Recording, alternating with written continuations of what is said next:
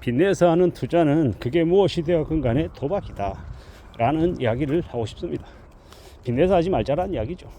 뭐가 되었건 간에 자기 돈으로 하면 괜찮습니다. 자기 돈으로 하면 가장 좋은 게 뭐냐면 자기가 원하는 결과가 나오지 않아도 그 결과가 나올 때까지 기다릴 수 있는 거죠. 자기만의 기다릴 수 있는 시간을 확보할 수 있다는 거, 그게 참 대단한 것 같습니다. 그런 생각으로 살아가는 게 제일 필요하겠구나 라고 여기는 거죠. 우리가 살아가는 지금의 시대, 지금의 상황 속에서 차근차근 차분히 뭔가를 되돌아보면 좋을 것 같습니다. 그렇게 지내는 게 괜찮겠다라고 생각하는 거죠.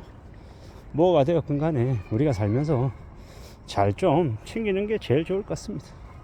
이런저런 상황 속에서요, 누구에게나 쉽지 않은 상황들, 녹록지 않은 이제 상황들이 벌어질 수 있는데, 이왕이면 좀 무탈하게 무난하게 괜찮아질 수 있는 것들을 다듬어 놓는 게 좀 더 좋을 것 같습니다.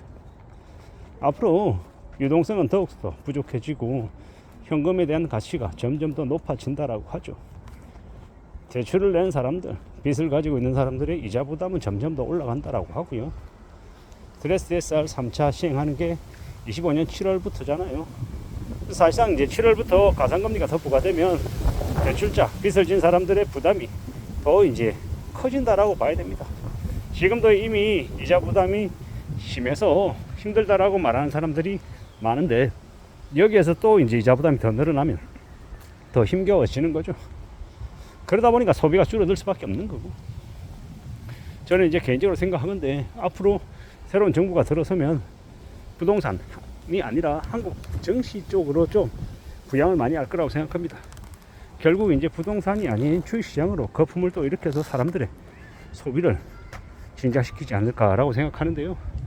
그걸 잘 생각해 보면, 이게 빚을 가지고 뭔가를 한다라고 하면 아무리 주식시장을 이렇게 분위기를 띄워도 비투하고 하면 또 결국에는 금융권들만 좋은 일 시키는 거고, 이 투자자들은 이제 결국 이제 끌려다니고 또 도박 DNA를 이제 내보이는 그런 이제 인생을 또 망치는 그런 사람이 될 가능성이 더 크다라는 겁니다.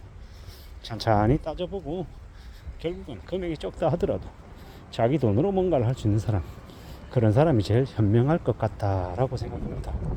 그렇게 살아가는 게 조금 더 좋지 않을까라고 생각하는 거죠. 우리는 언제든 좀 더 나아지는, 좀 더 괜찮은 것들을 기대하려 합니다. 당연한 거죠. 좀 더 나아지길 바라는 건 두말할 것 없는 그런 모든 사람들의 바람입니다. 잘 추스리고 잘 따져가며 이제 챙기는 게 더 필요하죠. 그러는 중에 우리는 또 살아가야 되는 거고, 각오를 다져야 되는 거고, 언제든 좀 진지할 필요가 있고 좀 길게 내다볼 필요가 있는 것 같습니다. 조급해하고 6개월 1년 안에 뭔가를 이루려고 하기보다는 좀 무직하게 한 3년에서 한 5년 정도 내다보고 뭔가를 하면 웬만큼 이렇게 손해볼 일이 뭐가 있겠냐라는 생각이 듭니다. 되게 뻔하고 당연하고 지루해 보이는데, 고배당주나 아니면 고이자를 주는 채권들을 많이 사서 가지고 가면 충분히 그로 인한 보상을 받을 수 있다라고 생각합니다. 그러니 그렇게 가보자고요. 그렇게 지내는 게 좋을 것 같습니다. 천천히 차근차근 만들어가면 그게 꽤 좋은 결과를 이뤄낼 것 같습니다. 그게 제일 좋지 않을까라고 보는 거죠. 언제든 두고 보자고. 이런 일 저런 일 여러 가지 일을 많이 겪잖아요, 살다 보면. 근데 뭔가 이렇게 생각처럼 안 돼서 좀 많이 손실을 많이 보고 난 이후에도 회복을 하고 또 플러스를 만들고 또 괜찮게 이득을 보려면요, 그때가 올 때까지 기다릴 줄 아는 게 제일 필요하다라는 겁니다. 그런 기다림이 되려면 빚이 아니고 자기 걸로 자기 돈으로 하는 게 제일 낫겠다라는 거죠. 그리고 결국에는 뭐가 되었건 간에 우직하게 자기 소신대로 가려면 그게 또 남의 돈이 아니라 내 돈이어야 가능하다라는 겁니다. 내 돈은 내 마음대로 할 수 있는 거잖아. 예를 들어 주가가 마이너스 50% 나도 뭐 그래도 아예 그냥 묻어도, 그냥 그거 당장 없어도 내가 살아가는데 전혀 문제 없어, 잊어버려 하고 덮어버리면, 그리고 덮어놨다가 한 3년 뒤에 한 5년 뒤에 들여다보면 되지 않겠냐라는 거. 그런 생각으로 그런 인식으로 살아가도 된다라고 말하고 싶은 거죠.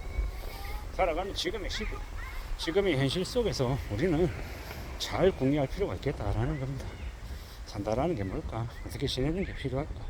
그런 것들도 좀 따져봐야 하고 또 궁리해야겠죠. 세상 어느 것도 내 생각대로 착착착 빨리빨리 이렇게 전개되지 않더라. 시간이 좀 제법 오래 걸리더라. 그러니까 어떻게 해야 됩니까? 시간을 좀 더 두고 보고 좀 더 살펴보고 좀 더 때를 기다리는 게 좋겠다라고 생각하는 겁니다. 천천히 보자고요.